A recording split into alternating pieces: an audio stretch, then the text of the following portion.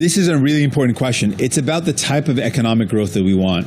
We don't want economic growth to be driven by rich investors that want to make profit off of housing, or foreign investors that see an opportunity to invest in our Canadian housing market, driving up the cost of housing for Canadians who can't afford a home. So what we want to do is to unlock the ability of Canadians to buy their own home. And to do that, we need to tackle the housing prices. We need to build more homes that are in people's budgets. And that's really our goal. We want to make sure that people can find a home they can afford. We want young people who are thinking that they can never own a home ever in their lifetimes to not have that despair and have hope instead, that we can actually fix this problem and make sure they can own a home. And that's what we want to do. We want to incentivize Canadians here in our country being able to own a home. And these are some of the steps that we're taking to make that happen.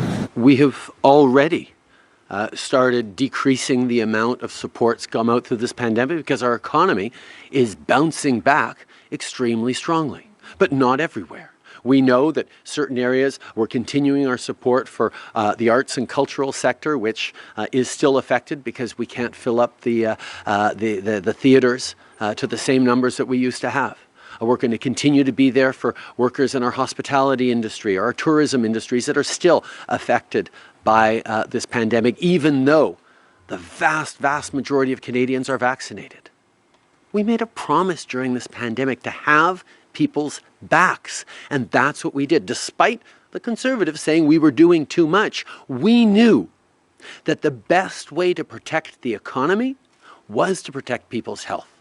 So we stepped up with, yes, historic supports in Canadians, so that while the federal government borrows on 1%, Canadians didn't have to borrow at 19 or 20% on their credit cards and go further into debt. I'd like to quickly comment on news from the OECD and Statistics Canada showing poor economic performance.